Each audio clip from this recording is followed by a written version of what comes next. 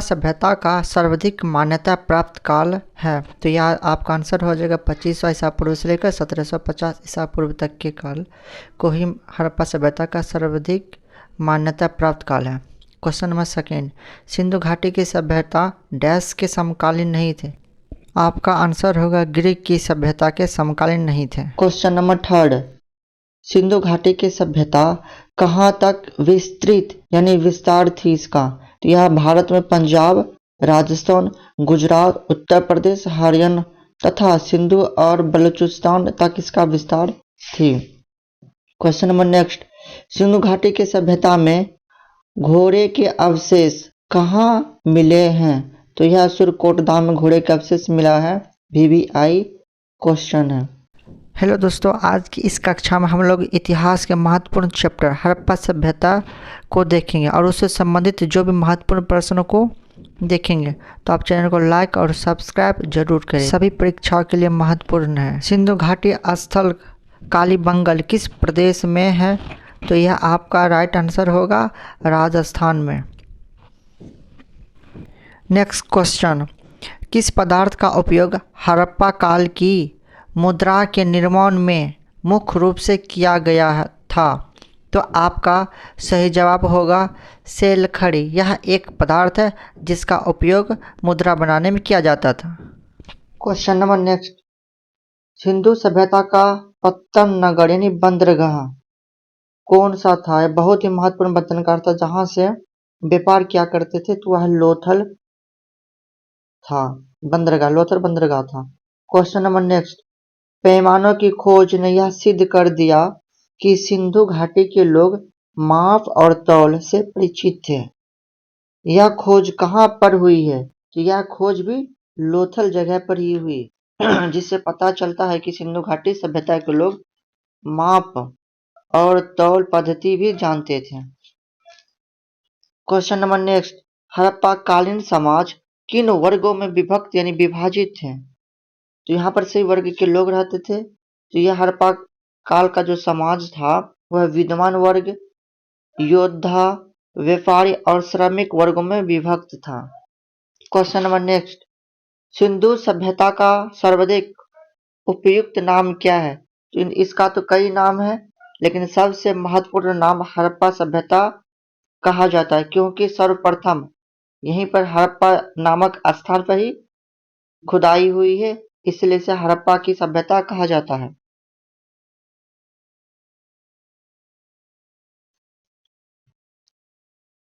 Question number next, Harappa सभ्यता की खोज किस वर्ष में हुई थी। तो 1921 में दाराम साहनी के द्वारा हुई थी। क्वेश्चन नंबर नेक्स्ट, हड़प्पा सभ्यता के बारे में कौन सी उक्ति सही है। तो हड़प्पा वासी जो थे पशुपति के सम्मान करते थे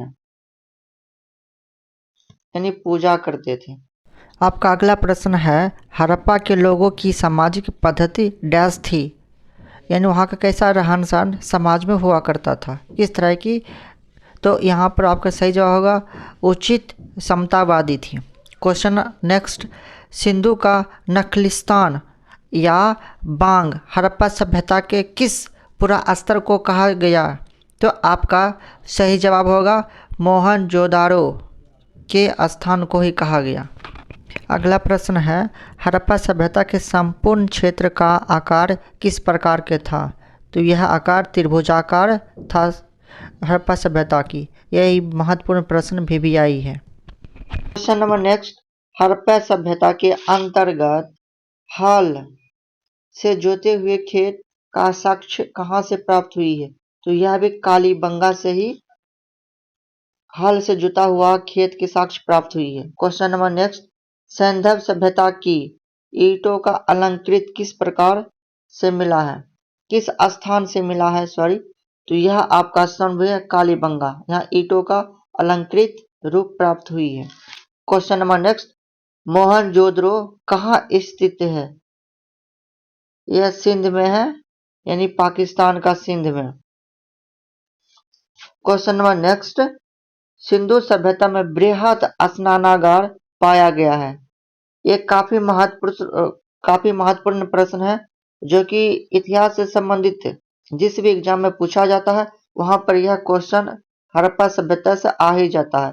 तो ये आपका राइट आंसर होगा मोहनजोदड़ो। यहाँ बृहत स्नानागार प्राप्त हुई है। Question number next. तो सिंधु सभ्यता की मुद्रा में किस देवता का रामतुल्य चित्रांकन मिला है, यानी रामतुल्य का चित्रांकन मिला है?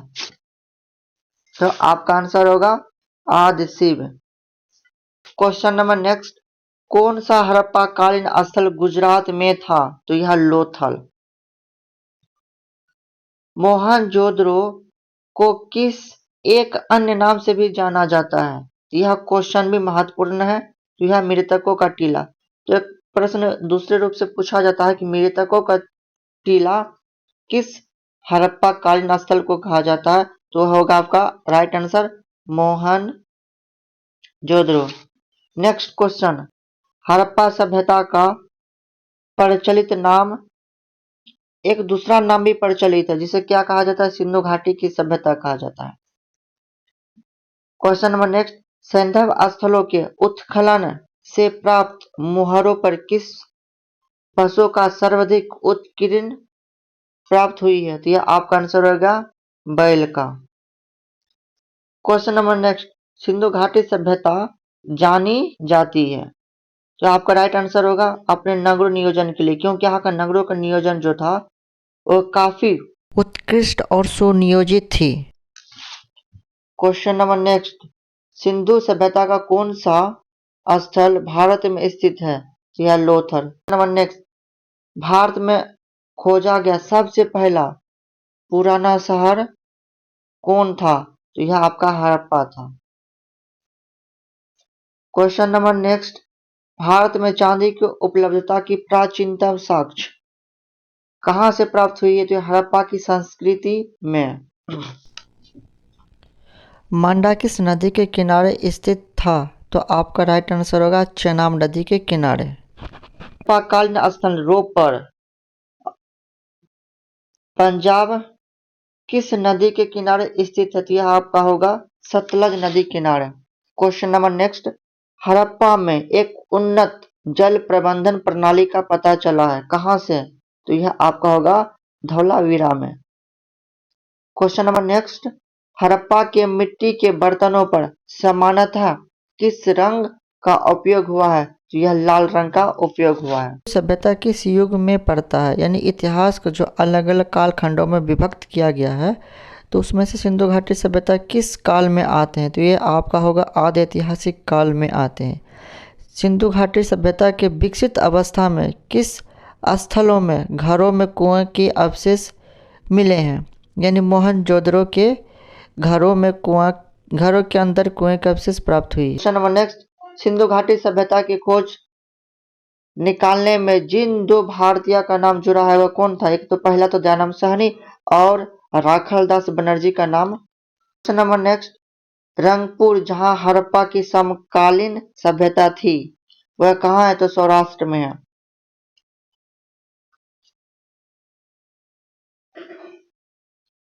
Question number next. हड़प्पा और मोहनजोदड़ो की पुरातात्विक खुदाई के प्रभारी थे, कौन थे इसके प्रभारी?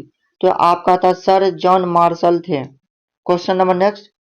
किस पशु की आकृति जो मुहर पर मिली है जिससे ज्ञात होता है कि सिंधु घाटी एवं मेसोपोटामिया की सभ्यता के मध्य व्यापारिक संबंध था? तो यह आपका एक ही चित्र प्राप्त हुई है जो कि सिंधु घाटी सभ्यता तथा मेसोपोटामिया की सभ्यता के चित्र से मिलता है, तो है बैल। Question number next. सिंधु घाटी के लोग विश्वास करते थे, तो मातृशक्ति में विश्वास करते थे। Question number next. Dash Sindhu स्थल समुद्र तट पर स्थित नहीं थे, तो कोट दीजी यह स्थल नहीं था।